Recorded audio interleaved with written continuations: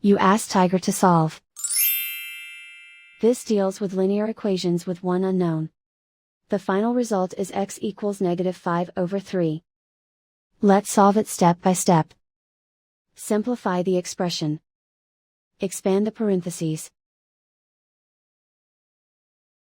Group like terms. Simplify the arithmetic. Group all constants on the right side of the equation. Subtract 5 from both sides. Simplify the arithmetic.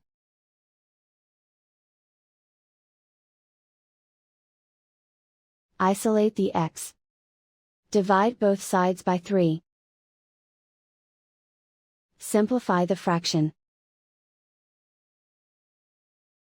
And so the final result is x equals -5/3.